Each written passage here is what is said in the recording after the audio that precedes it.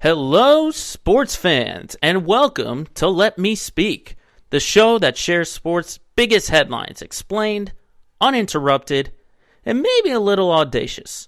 I'm Joe Braverman, and today's topics we'll be discussing are a full preview of the NCAA men's basketball tournament, including bracketology, plus the latest news in the MLB now that the lockout has finally ended, and reactions to the unretirement of Tom Brady. It's episode 65 of Let Me Speak, and it starts right now.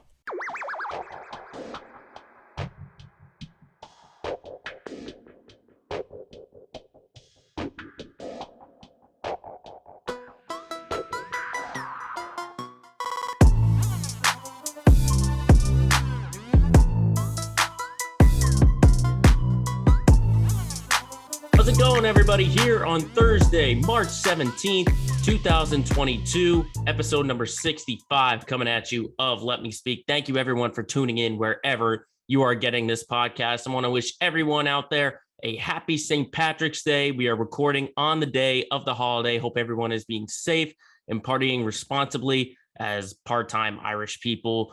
Not only that, but it's been absolutely. It's just been a lot of good things going on, at least in my area.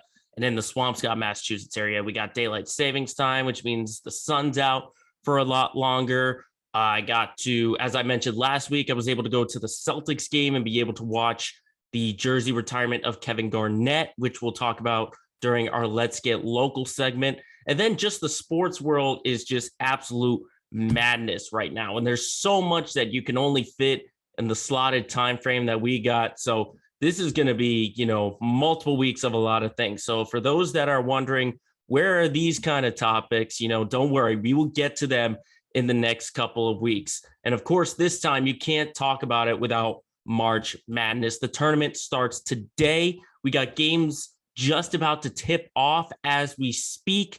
It's going to be a very exciting time. It's always a great, exciting time, no matter if you're a sports fan or not, because you get to fill out one of these March Madness brackets. And it's always a fun, you don't have to be a total expert on this, but you just get to fill it out and have a ton of fun. And I thought, what a great way to get this show started by doing a live bracket fill out right now. Now, just to keep in mind, I've already filled out a bracket online. So this will be bracket number 3 coming up.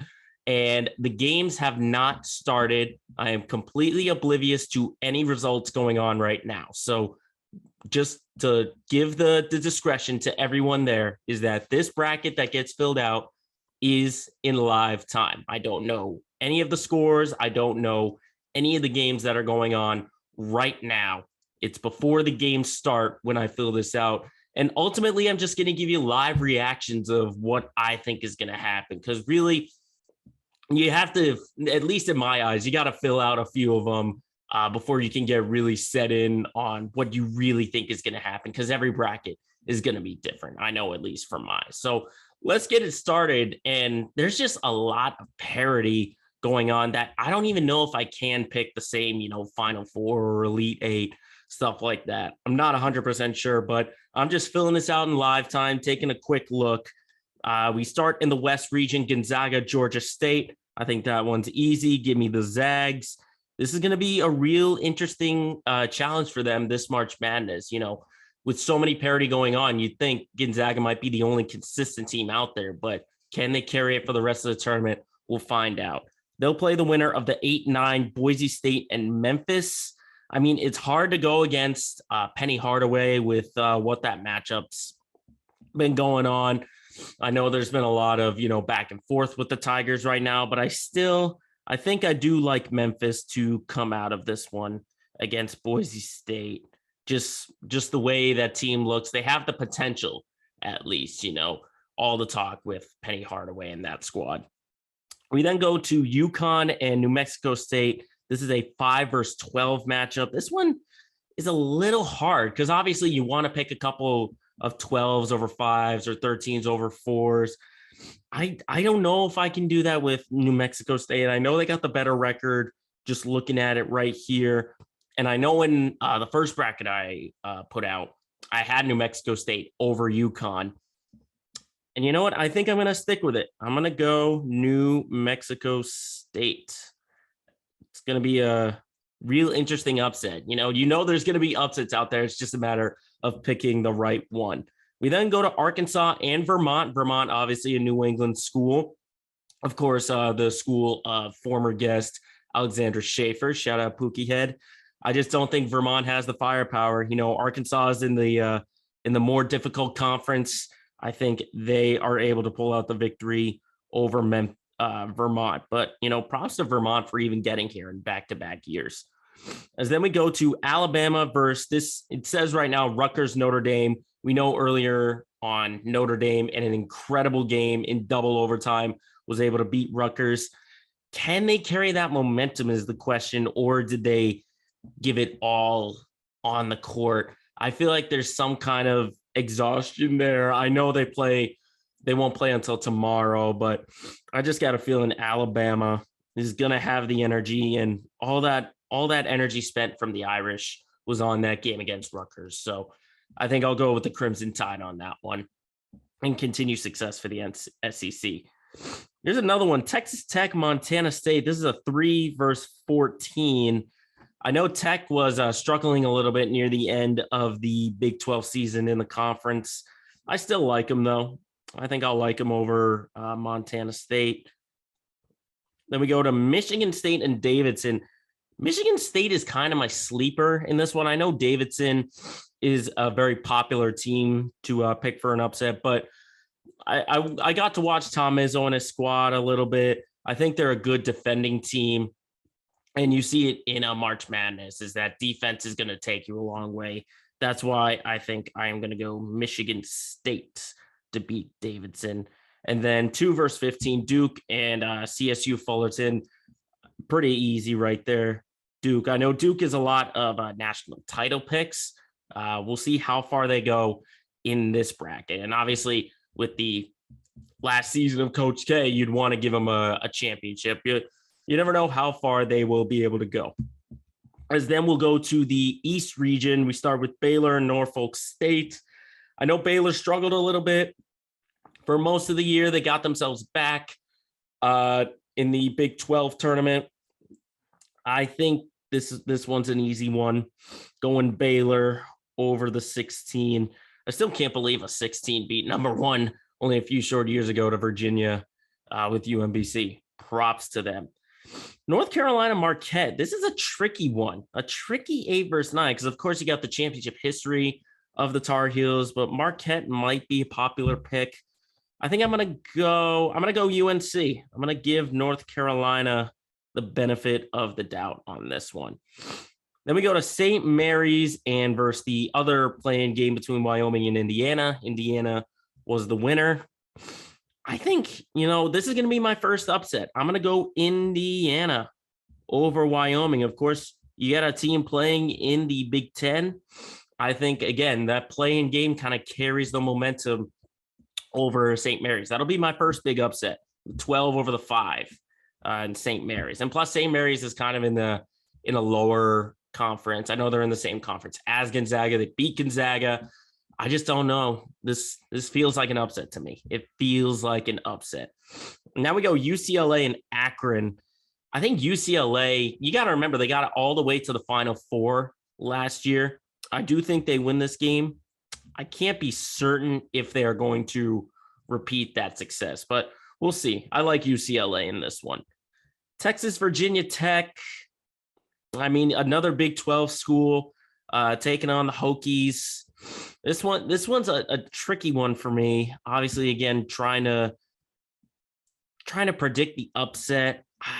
I think I'm gonna go. This is tricky. This is the downside of doing this in a live time. You would have thought I would have had a decision ready, but I didn't. So I think I am gonna go with Virginia Tech. I think I'm gonna pick the 11 over the 6, as then they will play the winner of Purdue and Yale. I think this one's a pretty easy one. I'm going to go Purdue. Purdue, I remember in one of my first brackets, did go a long way. we'll see if they can make it a far way in this one. Murray State and San Francisco. I'm going to be honest, I don't have a lot of expertise on most of these teams, especially these two right here. I'm just looking at Murray State. They were 30-2. Obviously, it was the school of John Morant, so we know they have talent. So I'm going Murray State. I think Murray State's going to pull off the victory over San Fran.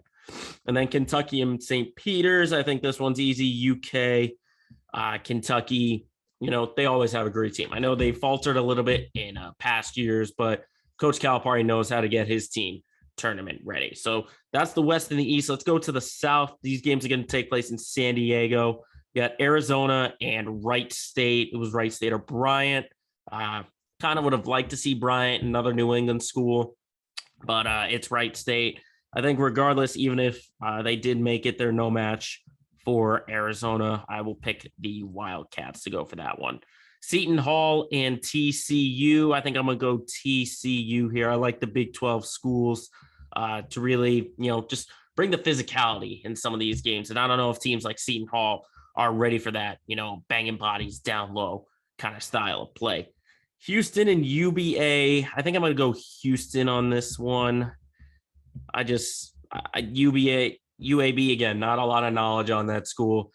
And I know it says here they went 27-7, but Houston went 29-5 in a harder conference. So I'll take Houston on that one. Illinois and Chattanooga.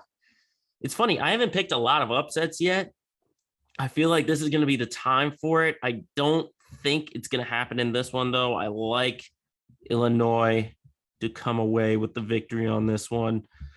Colorado State and Michigan. This one's tricky because a couple of weeks ago we mentioned the story with Juwan Howard, how he hit the coach. He got suspended for the regular season, and then they faltered in the tournament when he did come back. I just don't think this team has the ability to go the far way, so I am going Colorado State on this one. I just think, it's kind of a lost year right now for the Wolverines with all the chaos that Juwan Howard had brought near the end of the regular season. Tennessee and Longwood. I think this one's easy. I'm going Tennessee. I got to watch them during the SEC tournament, got all the way to the championship game. I like what they did. I like their style of play, obviously winning that tournament. I think they can go a long way, which is kind of a spoiler for some games upcoming. Ohio State, Loyola Chicago. This one kind of caught my eye when I first saw it because Loyola Chicago, of course, if you remember with Sister Jean, they got all the way to the Final Four, and then they did it again a few years ago. So I think with a championship experience, that's going to be my big upset. Loyola Chicago. They always show up for these big kinds of games. And plus, they got the better record than Ohio State. I'll take them to go over the Buckeyes. And then Villanova and Delaware, I will go with Villanova on that one to end the South. As then we get ready for the Midwest region. Kansas, Texas Southern. I think I'm going to go KU here. Pretty easy one. San Diego State and Creighton. This one's tricky, but I think I'm going to go Creighton. I like a good offensive team. Plus, the West Coast doesn't have the best set of teams. I don't think San Diego State will be able to do it. Iowa and Richmond. Now, I got to watch Iowa in the championship game for the Big 10, excuse me, and they looked really good. So I think Iowa is going to be able to pull off the victory on this one. Providence and South Dakota State. Now, this one I've been fighting with a lot because, of course, I've got some great connections to Providence. Emmy Provost, if you're watching, Aaron Provost, if you're watching, I'm rooting for the Friars. But then you've got this team. A lot of people are saying South Dakota State can pull off the upset the way, their kind of style of play. This one's a tricky one. I don't want to make people upset, so I'm going to go Providence on this one. I'll pick the Friars to get out of that one. But I would not be surprised if there was any kind of upset. Providence is just a really tough team. And plus, they're playing in Buffalo. They're really close. So area goes to Providence on that one. LSU and Iowa State. I think I like Iowa State in this one. I just think, again, big time school getting a lot overlooked right now. I like the Cyclones. I like the Cyclones in this one. Wisconsin and Colgate. I'll take Wisconsin on that one. USC and Miami. I think I'll go USC. And then Auburn and Jacksonville State. We'll go Auburn on this one. So that's the first round. Let's go to see who's getting into the Sweet 16. Back to the West, Zags and Memphis. I think I'll go Gonzaga on that one. I talked about it last week. I like their style of play with Chad Holmgren and Drew Timme in that team. New Mexico State and Arkansas. I think I'm going to go Arkansas on this one. Then we go Alabama, Texas Tech. This is a tricky one. I think, I believe Avery Johnson is still the coach there for the Crimson Tide. I'm not 100% sure, but I like Texas Tech. I think they're going to pull off the victory there. Michigan State and Duke. I'm going to go with the upset. I am going Michigan State. Again, I said it. I like their defense. I like the way they defend the three. And plus, who knows if the moment might be too big for all these kids to win it for Coach K. We'll see what goes on there. Baylor and North Carolina. I think this is going to be my first big upset. I'm going to go North Carolina to pull off the victory over Baylor.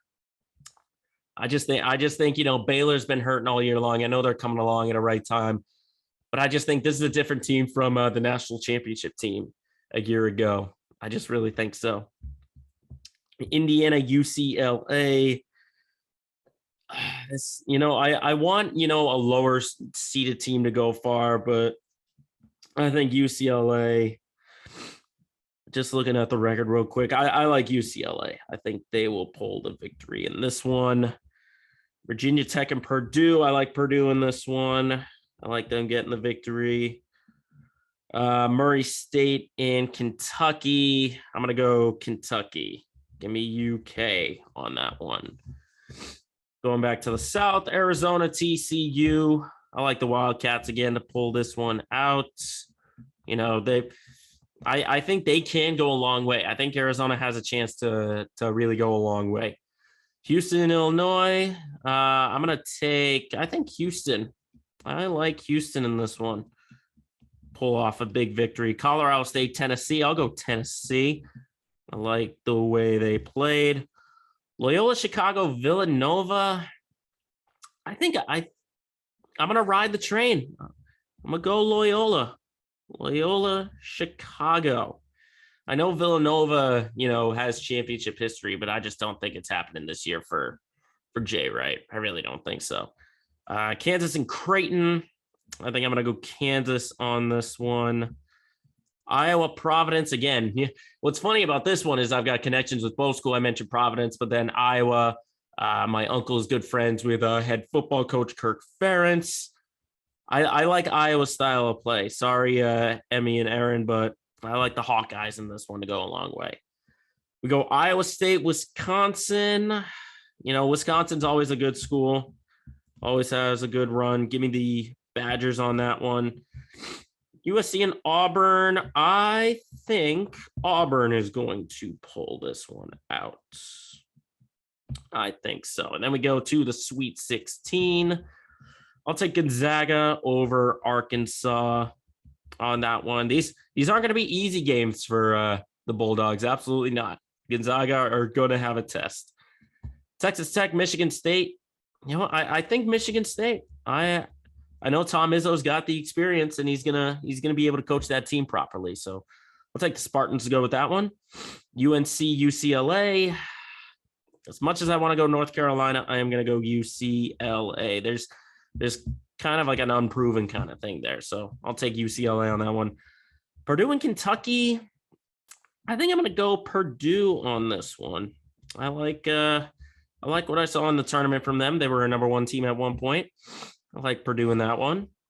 I think I'll pick Arizona, the other number one, to get past Houston. And then I think this is where the Cinderella run ends for Loyola. I will take Tennessee. This one might shock you. I think Iowa over Kansas is going to be a very popular one. And then Wisconsin, Auburn. I think I will go Auburn on this one. So then we go Elite Eight. I'll pick Gonzaga again. You know, Gonzaga was I think they were my title pick last year. It was either that or some other team, Gonzaga or Baylor. But I think Gonzaga gets into the Final Four. I think Purdue gets into the Final Four. This one's a good one. Arizona and Tennessee. I think I'm going to go Arizona on that one. And then Iowa, Auburn. I think, I'm smelling an upset, and I'm going to go Iowa. I think the Hawkeyes get themselves into the Final Four. So we got a number 1, a number 3, a number 5, and a number 1 right now in the Final Four, at least in my prediction. I think between Arizona and Iowa, I'll take the Wildcats on this one. And then between Gonzaga and Purdue, I like Gonzaga to set up a Bulldogs Wildcats Final Four, or a national championship, excuse me. These are the top 2 teams in the AP pool. Gonzaga number 1, Arizona number 2. I think, you know what? I think this is the Bulldogs' year. I'm going Zags for the national championship. Just get a good look if you're watching us on YouTube. The bracket is all filled out here. We got the Gonzaga Bulldogs as the national champions. But, that's the beauty of March Madness, is that literally there's madness in the air, which means anything and everything can happen.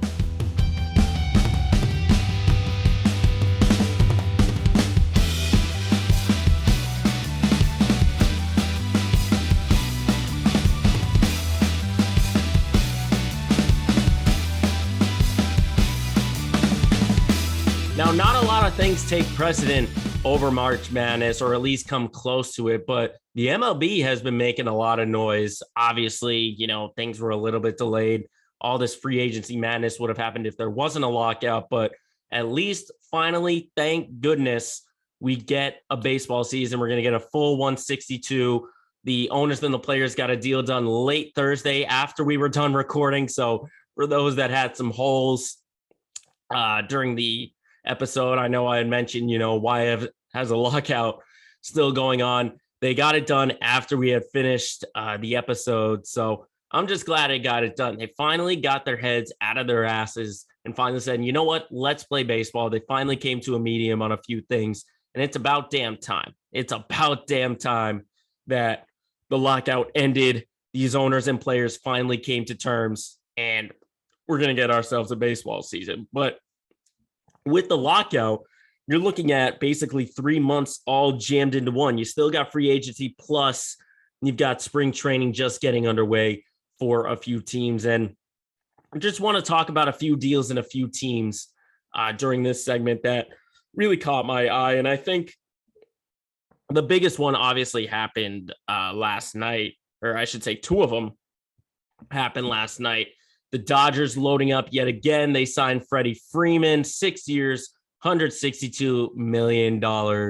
Now, I'll talk about Atlanta in a little bit, but to see them lose Freddie Freeman was absolutely shocking to me. And to see how the Dodgers have been able to scoop up all these players. I mean, look at the lineup that they've got right now. Will Smith is your catcher. Then you've got Freeman, both Turners, Justin and Trey, Mookie Betts, Cody Bellinger, Max Muncy.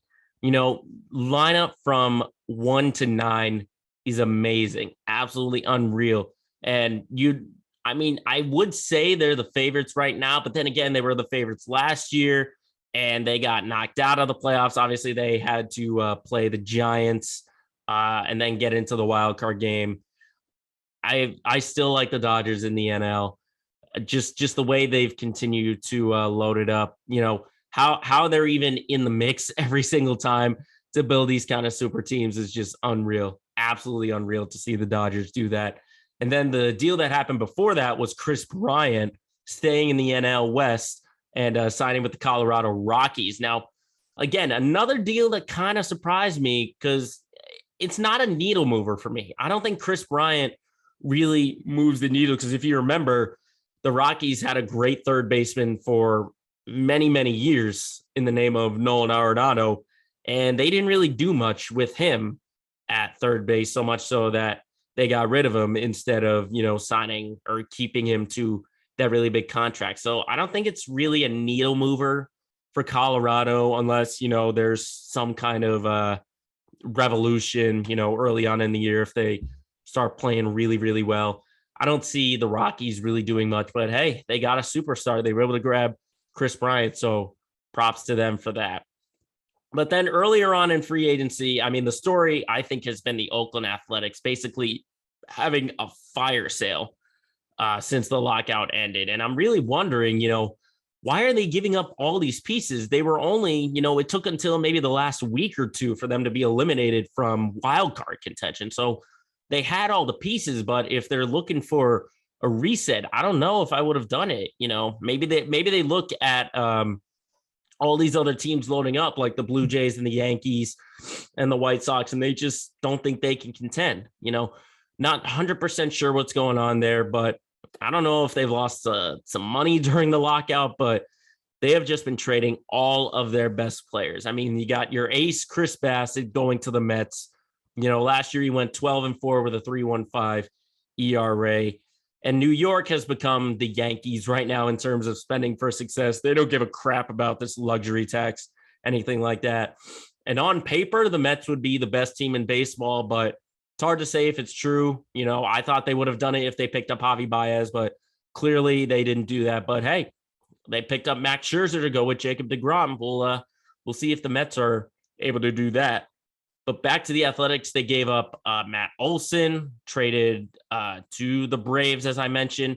I would say, even though the Braves did lose Freeman, Olson is a good consolation. He's had some great numbers. And when you're reading the story about, why they let Freddie Freeman go, the contract, if you have a small contract for a 27-year-old versus a big contract for a 32-year-old, Atlanta just didn't want to commit all the years for a guy in his 30s. But hey, I mean, just the counterpoint to Atlanta is you don't win that World Series without Freddie Freeman in your clubhouse, in your dugout. I don't care if he falters off any kind of numbers. That's a clubhouse leader that you'd want to keep in there. So I think the Braves are going to be far off from a World Series repeat without Freddie Freeman in that clubhouse. So I don't know where Atlanta is going to go. I mean, they re-signed Rosario. They're going to get Acuna back, hopefully, later on in the year off of that torn ACL.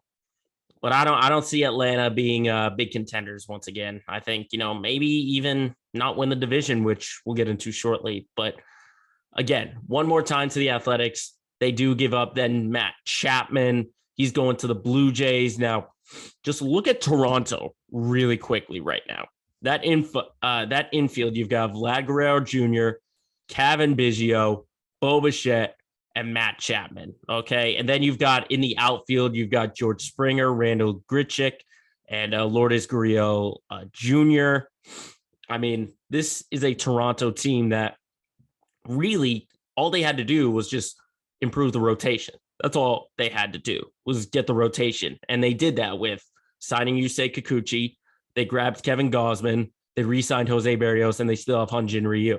The pitching already got better. They were already going to be a contender. Now to put in a great third baseman like Matt Chapman with the numbers and the defense that he kind of has, Toronto, to me, on paper right now, is the top team in the American League. And I think it would be a huge disappointment if they missed the playoffs. I mean, they missed the playoffs last year with all the pieces they had.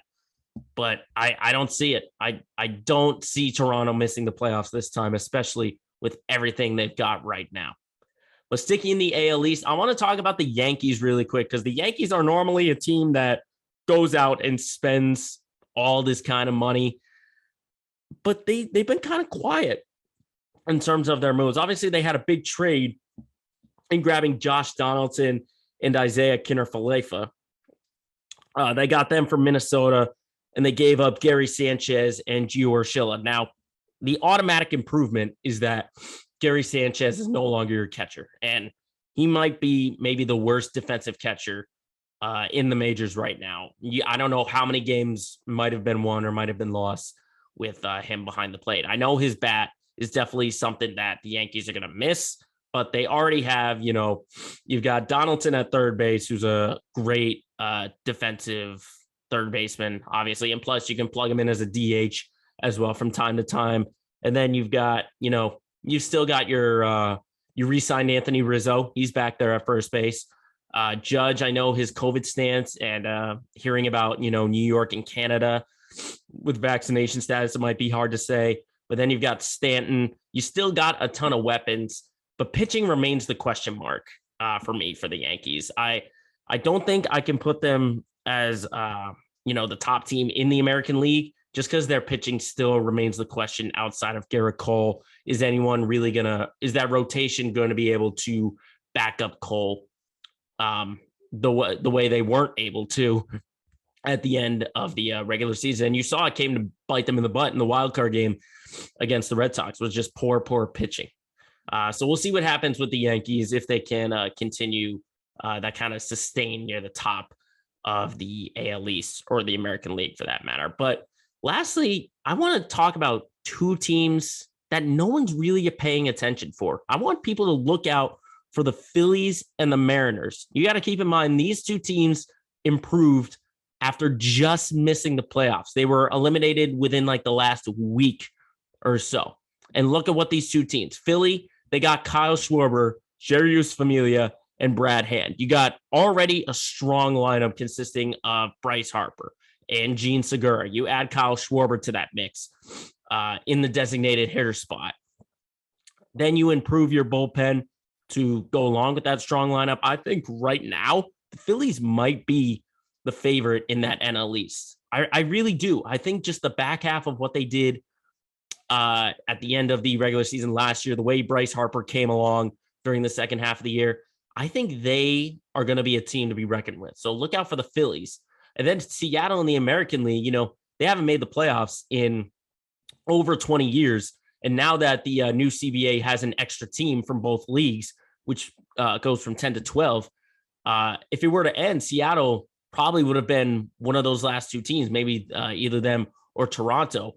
But look at what Seattle did. They got Jesse Winker and Eugenio Suarez from the Reds. And you've got, now your lineup, it can be consistent for a full 162 games. You bring along the AL Cy Young winner from last year and Robbie Ray. I think the Seattle team is going to make some noise. I think they find themselves back into the playoffs. I know people were wondering, why are they, selling all their pieces last year? Because they made a run for the wild card. And I think they can get back there. I think they can get into the postseason this year. I think the drought comes to an end, but we'll talk about that when we get into, predictions for when the regular season of the MLB gets closer and closer. But it's great that the MLB finally ended their lockout because this is the kind of action and intensity that baseball fans were missing.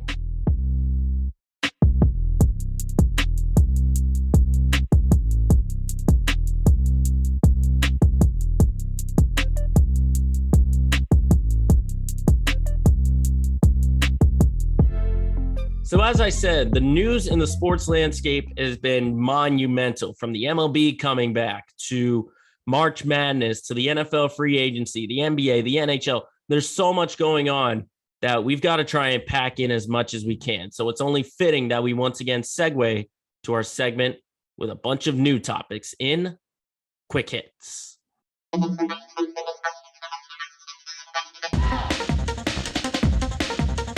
Now, the big story that began the week was this past Sunday night, even during the announcement of March Madness bracketology, was Tom Brady's back. The retirement only lasts 2 months, 41 days, and he'll be back for his 23rd season with Tampa Bay. He officially announced it on Twitter. Now, I will be the first one to admit that I was surprised, and I definitely thought that when he said he was retired, he was going to retire. That's what I thought. But looking back at it now, looking at, his announcement, what he said, he never mentioned the word retired. He never brought up the Patriots during his retirement announcement. There was something off just about the statement when he initially retired. And just thinking about it now, it probably was like a leverage thing for Tampa. He thought, he wanted to get sort of his way, wanted to talk things out. Just, I don't know. There was something off about the retirement when he initially retired. He put out a statement and stuff like that. I mean, it just felt weird that he would go out the way he did at 44. But hey, he's going to be starting his 23rd year at age 45. So if Tom Brady can continue the numbers he's had at age 45 with the Tampa Bay Buccaneers, whew, this is going to be a fun NFL season. But speaking of the NFL, of course, we've seen teams go nuts during this first days of free agency. I mean, just looking at all the moves that have been made. I mean, Mitchell Trubisky goes from a Buffalo backup to a Pittsburgh starter. I think Pittsburgh can stay afloat. And I think Trubisky, if, he has a good year, because I think he was held down by the coaching and Matt Nagy in Chicago. Then he got groomed a little bit by a great coaching staff with the Bills. And now he's in Pittsburgh with another great coaching staff and Mike Tomlin. I think Trubisky is going to be able to bounce back. And I think Pittsburgh, maybe they don't go right into irrelevancy, but, they stay afloat. I think they get a plus 500 record in that one. But speaking of the Bills, Von Miller, maybe the best defender in free agency, is going to the Bills. I mean, come on. The top defense in the NFL statistically just got even greater when you've got Von Miller there coming off the edge. That to me puts the Bills in the favorite in the AFC. I think they leapfrog the Chiefs. They leapfrog the Bengals. I think they are the top team right now. But the AFC is getting tighter and tighter, even in the West. Look at what the Raiders have been doing. They brought in Chandler Jones to pair with Max Crosby. Josh McDaniels is doing some great recruiting there in his first weeks with Vegas. You've got the Chargers improving their defense with the trade of Khalil Mack and then signing J.C. Jackson. That division's getting tough. And even Jacksonville, look at the Jaguars. Say Jones, Christian Kirk, Brandon Scherf. They're getting some names in free agency. So this is only the first couple of days of free agency. Imagine before we get to the draft, how many more incredible names are going to come off the big board. To the NBA we go, and it's hard to pick one thing that's going on, but there have just been some amazing scoring performances we saw. A previous Sunday, 2 weeks ago, Jason Tatum had 54. This week, we saw Karl Anthony Towns and Kyrie Irving score 60 in consecutive days. We saw Steph Curry score 47 in Draymond Green's return. And this is the part of the NBA season that gets really, really fun. A race to the postseason. There is nothing like it. Absolutely nothing like it. And just really briefly, I wanted to talk about those 60-point games. I mean, the big cat, Karl Anthony Towns, is just a guy who's so easy to get behind. His story with losing his parents and the struggle they had with COVID, and to see the Timberwolves improve the way they have right now in 7th spot, getting themselves into the playoffs. Him and Anthony Edwards have been great for Minnesota. And then Brooklyn and Kyrie Irving scoring 60, including 41 in the first half alone. I mean, if we saw this Brooklyn team for a full 82 games, then and a full postseason run, then they'd be championship contenders. So it's hard to sleep on the Nets, but until Kyrie becomes a full-time player, you can't really bank on them just yet. They can make a run, and they can really alter some things from the play-in game. And I know they had a tough luck game against the Dallas Mavericks with Spencer Dinwiddie, by the way, back-to-back game winners. Oh boy, nothing like the NBA. Absolutely nothing like it. Watch out for the Nets if they continue this roll. Then you got the NHL trade deadline coming up this Monday. We haven't really talked about that a lot, but just a couple of names that might be available. Zdeno Chara, Claude Giroux, Mark Giordano, Jake DeBrusk, just to name a few.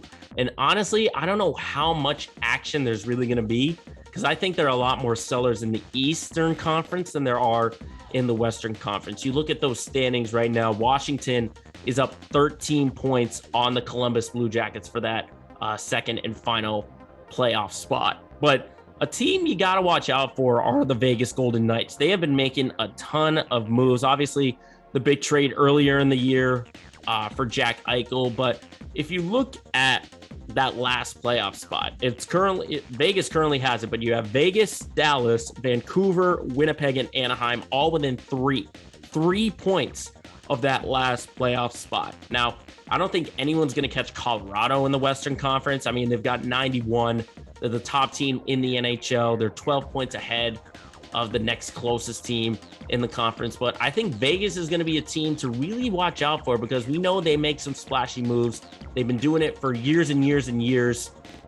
And we'll just see what happens in the trade deadline to see who's a buyer and who's a seller. And then finally, you can't follow through on March Madness without the women's tournament. Obviously, we went through the men's. We're not going to do a full preview of the women, but just really briefly. South Carolina, Louisville, the defending champs in Stanford, and NC State are the number 1 seeds. And I think one of those 4 are going to win the championship. But watch out for UConn. Even though they're a number 2 seed and they've been this is the first time they've been a number 2 in so many years. They're getting better and better with Paige Beckers. I mean, seeing her back onto the court makes the case for UConn, getting out of that region and getting themselves back into the Final Four. So I wouldn't sleep on them, but if you had to ask me, I think South Carolina is the favorite in the women's tournament in this March Madness. I think just watching them play, the way they're able to just control the pace in the half court, the shooting, the ability down low, I think they have it all. I like the Gamecocks to be the women's champion in their version of March Madness, but it'll be great to see the tournament. I mean, they have just as many upsets and buzzer beaters as the men do. So I think having them both on at the same time is going to be a whole lot of fun to watch, because, it's the month of March, and throughout all sports, it's March Madness. And that is a wrap up on this week's edition of Quick Hits.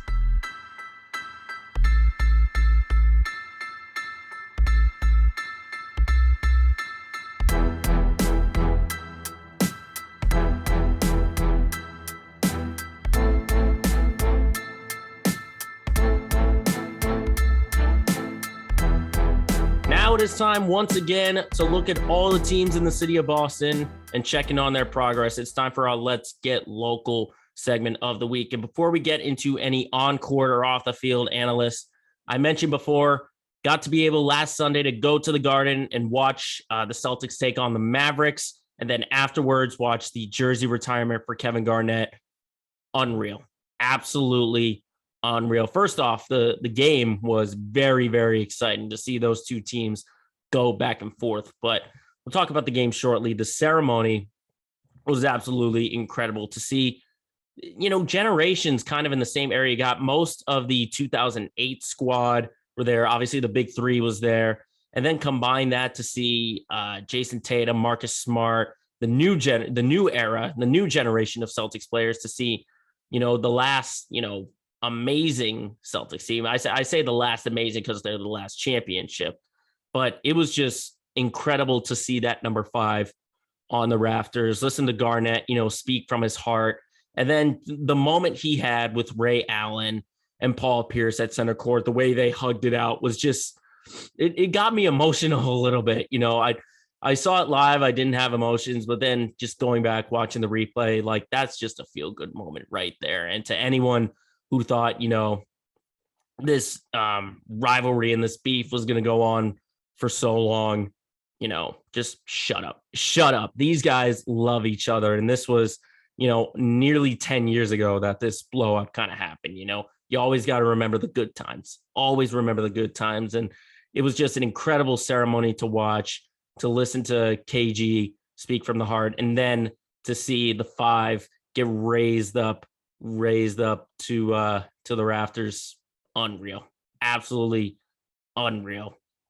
But even, I talked about the game couldn't even damper that ceremony, but it just showed in the game that the clutch time still needs some work. I mean, look at the offense, the way it was. They didn't score a field goal in the last 3 minutes and 14 seconds, and they were held scoreless in the last 2:38. So, I mean, you can't blame the defense at all. I don't think it was the defense that was the problem. It it was a bad offensive afternoon night. Was a 3:30 tip. But you can't blame them at all. I mean, the way that Luka Doncic was able to move the ball off of the double team, leaving Spencer Dinwiddie open, which, by the way, what a week for Dinwiddie, as I mentioned earlier. 2 game-winning threes. He had the go-ahead 3 against the Celtics with 11 seconds to go, and then he had the buzzer beater against his old team in Brooklyn. I mean, you can't fault him for that one at all. But obviously, the moment that everyone's talking was Marcus Smart throwing up a 3, and the initial call was a foul. Dallas challenges, and they go to replay and they overturn it. And all of us in the garden, I was sitting next to a Mavs fan, and he was even saying, yeah, it's a foul. It's a foul. And sure enough, it gets overturned. I mean, where's the consistency in these kinds of replays? You would think that with a foul that close, it wouldn't have been overturned because there was no sufficient evidence. I thought that's what we were looking for in these kinds of replays and these kind of challenges. So, I still hold a grudge there, but even so, I'm not saying that's the legit reason why the Celtics lost, because honestly, Marcus Smart is a good free throw shooter, not a great free throw shooter. So you couldn't bank on him, making all 3. His offense is better, but, I couldn't say, oh yeah, he gets fouled, he makes all 3 free throws and we tie the game. I couldn't say that at all. But, they did rebound nicely last night against Golden State. And everyone, speaking of Marcus Smart, they're talking about his play that injured Steph Curry. Now, Steve Kerr took some exception to that, saying, hey, that's dirty. You hurt him. Listen, that's a play on the ball. There was no intent to try and injure Stephen Curry. I know he's had a ton of foot and ankle and knee problems. That's just a freak accident. There's no way Marcus Smart had the intention of going into Curry's knees and roll up his ankle and try and get him hurt. He was going for the ball. That's what he does every single time. He's a bulldog on the defensive end. He's going to dive on the floor for these kinds of plays. So I don't know why Steve Kerr is so upset about that. There was nothing dirty about it at all. And I'm assuming a lot of talking heads have been talking about it. On my end, there's nothing dirty about that call. And it really showed just how mismatched the Warriors were, even with Curry on the floor, with Thompson and Draymond Green, how mismatched they were in the particular game last night. Just the offense looked a little bit stalled out with what the defense for the Celtics have been able to do.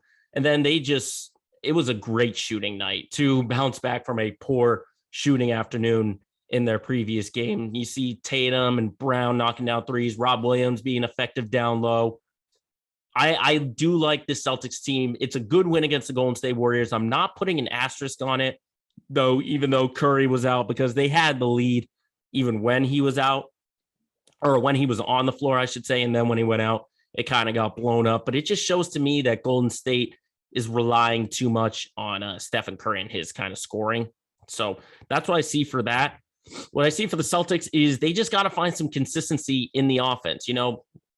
As a lot of people say, it's a make or miss league. You miss a lot of your shots, you're going to lose, like you did against Dallas. You make most of your shots, you're going to win games against Golden State. But you got some big games coming up. You got Denver. You're in Denver. You're in Sacramento. And then I believe they are in Utah. So some really important stretches of games. But I still like what they're doing on the defensive end. I would just love to see the offense in clutch time get better. I want to see against really good teams, because Dallas is a really good team. How do they do when the game is really close and we're coming down to the wire? That's what I want to see for the Celtics teams. And maybe they prove us wrong in the next stretch of games, because I think they're going to be a lot of close games, especially if you're got to play defense against the Joker, against Donovan Mitchell. It's going to be some tough stretches for the Celtics team, but we'll see if they can rise to the occasion. But a team that hasn't been rising are the Bruins, as they've dropped, it was their first regulation loss in a couple of games, I would say, probably about 2 weeks or so. They lose to the Minnesota Wild 4-2, and just not going to spend too much time on it, but it's just slow starts are really hurting this team. And I understand last night they're missing Patrice Bergeron. They're going to miss him again for another game. I totally forget where they're going to go on the road trip. But it's slow starts, man. Slow starts are killing this team. I mean, to be down 2-0 to the Wild, I understand, they came back and they tied it, and they were virtually tied in that second period.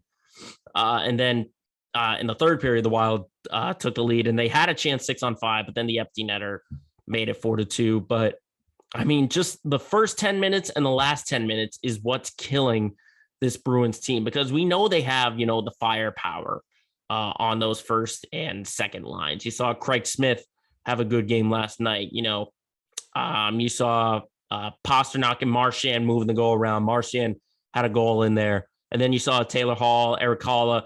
They were doing fine, but it's just a matter of doing it for the full 60 minutes. That's problem number one I see. Problem number two is the physicality. I mean, you look at what the Wild were able to do, being really physical with the Bruins on the boards, and then, little skirmishes afterwards. Marchand's always an instigator. Trent Frederick's always going to be the one to throw in the fights. But I really want to see how this Bruins team responds to another game where a team is going to be physical with them, because let's be honest, this Bruins team is not going to initiate any kind of physicality or any kind of rough and tumble play. I don't think they're going to do that unless they maybe get a bruiser at the trade deadline and find someone for Jake Brusk. I don't see that happening with this Bruins team, and that's why they're just not there yet. They're good, but not great. They've been playing well recently, but it's just little itty bitty things that will turn this team into championship contenders, into real Stanley Cup contenders. It's slow starts and physicality, because we know that the defense lacks in depth. We know that for sure. And there's no one player where you can say, we need you to establish dominance in terms of getting a bunch of hits on the board. I don't see that. I don't see anyone on this Bruins roster who can do that. So maybe they pick up a piece at the trade deadline. I'm just really curious to see what they do with Jake DeBrusk. I talked about it for weeks. If you're playing well offensively the way they are with him on the ice, it's hard to not see them get rid of him. Obviously, there is sort of a mutual thing. Like, you ask for a trade, we'll give you a trade, but you have to find the absolute ideal piece, and you want to find like the right now piece. Because if you're giving up a 25-year-old who's getting 15 minutes of ice time a game, you want to get something in return rather than just a bunch of picks. That's what you want to do. So I don't really know if this Bruins team, I mean, they've got plenty of time to correct it. But I just want to see what they do at the trade deadline, because they got to get beefier. They got to get beefier and bring some physicalities in these next set of games, because these teams they're playing, they're going to eat them alive if they don't make any moves at all. But speaking of teams that aren't making any moves, let's talk about the Red Sox and the Patriots as their free agency returns and gets started. We'll start with the Red Sox first. And so far, what we've seen are very, very minimal. I mean, let's just keep in mind that they made a few moves before the lockout. They traded Hunter Renfroe for Jackie Bradley Jr. They got a couple of pitchers, Rich Hill, Michael Wacha, just to name a few. But other than that, it's just been it's been really light. Just a lot of plug and play guys is what High and Blue is doing. They're kind of taking the old bargain bin, I guess, way of getting just short-term deals with not a lot of money. We're seeing that with Diekman and Strom in the bullpen. But the concern I have is the offense, is the lineup, because let's face it. I mean, there were reports they wanted Freddie Freeman. They didn't get him. They wanted to keep Kyle Schwarber. They didn't get him. So if you're telling me that this lineup is going to replace Kyle Schwarber and Hunter Renfroe with Bobby Dahlbeck and Jackie Bradley Jr., this team ain't going to do anything this season. Not at all. They're not even going to come close to the success that they had last year. I understand last year was kind of a, wow, look at what they're doing. Best team in the record, best team in the AL, and then getting themselves in the wild card and eventually going all the way to the ALCS. I don't see this team doing anything. I mean, you obviously got your great hitters in Bogarts and Verdugo and Devers and JD Martinez. But after that, come on, really? You expect Jackie Bradley Jr. and Bobby Dahlbeck to help out this lineup? Bradley can't even crack 200 if I'm trying to think of something. He couldn't crack 200 at all last year. I think he had like a 160 something average that even got him benched in Milwaukee. Now, maybe they're holding out for Jaron Duran and Jeter Downs to come up from the minors and have a big year. But I think we're seeing Chaim Bloom go back to what I think everyone expected was kind of a rebuild, not necessarily tank, but like a non-World Series contender. And really they should, because they have the weapons to be able to go long distance. We saw it last year. And if they just get a couple pieces that are better, then they can be like legit contenders. But honestly, right now, I don't see them getting ahead of Toronto. I don't see them getting ahead of the Yankees right now. And I don't see them even getting ahead of Tampa, really. I know the division's tight, but you got to look at what that lineup is and then look at the rotation. I mean, along with the bullpen and the struggles they've had all year long, you've got your supposed ace, Chris Sale, missing the start of the season with a stress fracture in his rib injury. Now, I do like the rotation getting some depth. Obviously, Nate Eovaldi is probably going to be your starter, but you lost Eduardo Rodriguez. Are you putting in, you got to make a decision. Are you going to put Tanner Houck in that category? Are you going to do it? Do you give some more starts for Rich Hill and Michael Wacha? I don't know what it is, but I'm just not 100% sure what this team is going to look like once opening day gets started. And spring training did get underway today. This is their first game of spring training today. But I don't know what this team is doing until I see like what Alex Cora and Chaim Bloom are setting up for this team. I don't know what's going to happen. Do I trust Nate Barnes to go back into the closer position? Is Garrett Whitlock going to stick in the bullpen, or is he going to go to a starter because of this injury? I don't know. But right now, just looking at it on paper, I don't see this team getting back to where they once were last year. I don't see it. Maybe they contend for a wild card right now. I don't see it until I see what happens. I'm not giving a lot of hope to that Red Sox squad. But similar to the Red Sox, the Patriots have not been doing anything with their free agency. And it kind of frustrates me just a little bit, because I mean, some of the players I knew they were going to re-sign, a couple of veterans like Matt Slater, Nick Folk, Devin McCourty, Brian Hoare, James White. They were kind of like all a given, essentially. But some of the other moves, I mean, you trade away Shaq Mason for cap space. You lose a good special teamer and a guy who filled in well for James White, Brandon Bolden. Your fullback is gone in Jakob Johnson, and you lose probably your top corner and possibly top defensive player, J.C. Jackson. And you replace him with Terrence Mitchell. Come on. What is this team doing? Now, looking at the contract that the Chargers gave Jackson, $82.5 million years over 5 years.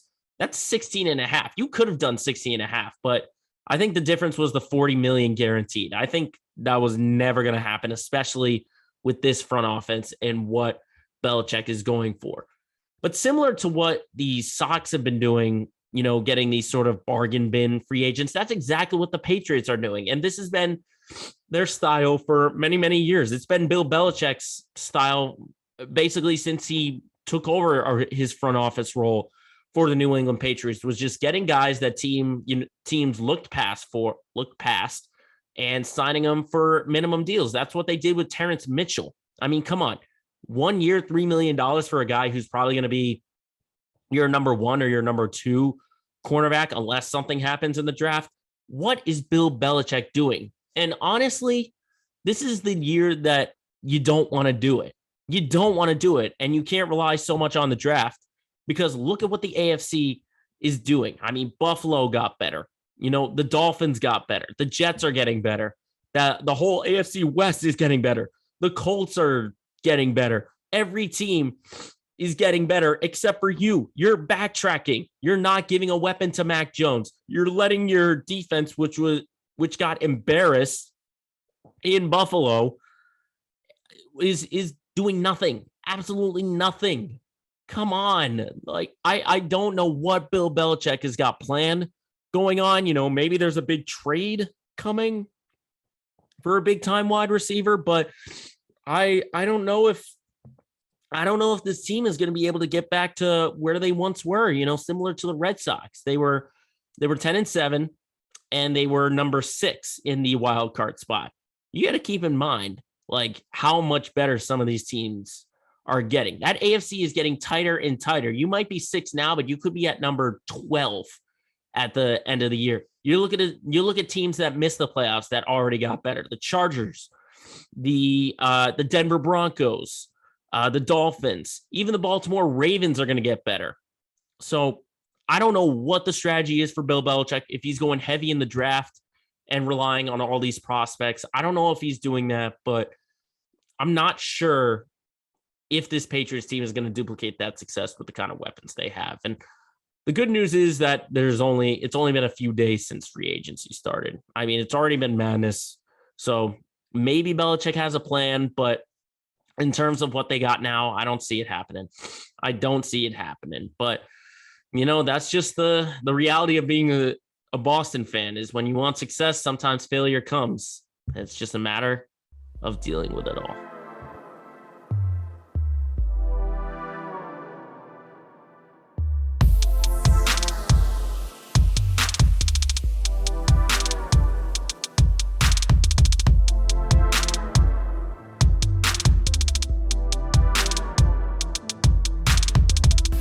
And lastly, as we always do to end our show, we look at our LOL moment of the week. Now, before we get into this week's moment, just want to keep everyone in mind that the LOL moment bracketology is officially live. Check out our page on Instagram at letmespeak_official to go and vote and see who the ultimate LOL moment is. We just released region number 1 from the round of 64 today. Region 2 is going to be coming up tomorrow, and then we will release the rest of the matchups over the weekend. So keep that in mind. But this moment right here does not qualify. Maybe it qualifies for next year's, but it's definitely a moment that could have strong contention. So this week's LOL moment of the week goes to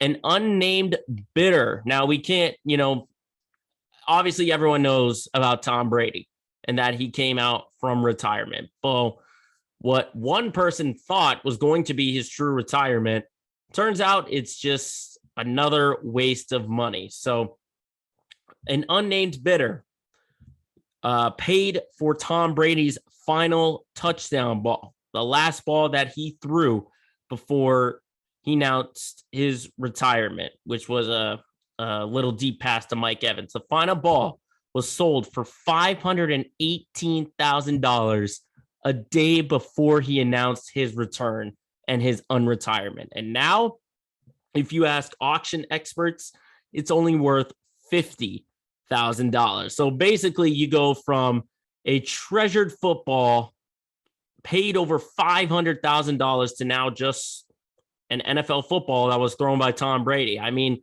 what terrible timing by this guy or girl. I don't know who it is. They've decided to go unnamed, but unless it only puts like a minor dent into whatever they're doing, what a waste of money. It's a total waste of money and just terrible timing. Now, I'm not a gambler. I don't even buy scratch tickets. I don't even buy lottery tickets, if we're being completely honest.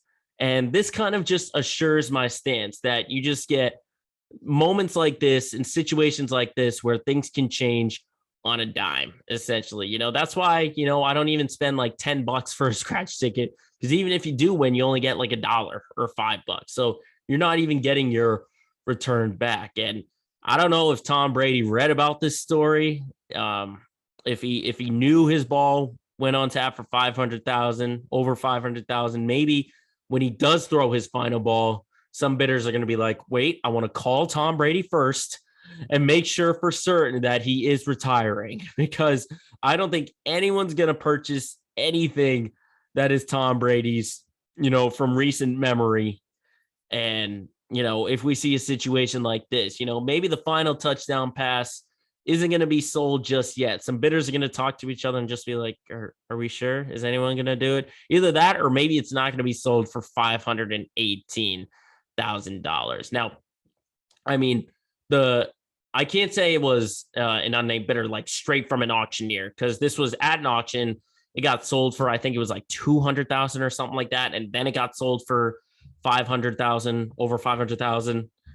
So I can't say like it's specifically that, auctioneer. It was just a bidder who bought it from another person, and now it's only worth $50,000. And good luck to that person to try and sell this one back, because that timing was just absolutely horrible to see him now just wind up with an NFL football from Tom Brady rather than the last touchdown pass that Tom Brady ever threw. So to the unnamed bidder who just wasted a ton of money for an unforeseen circumstance of a football, you have earned yourself into this week's LOL Moment of the Week.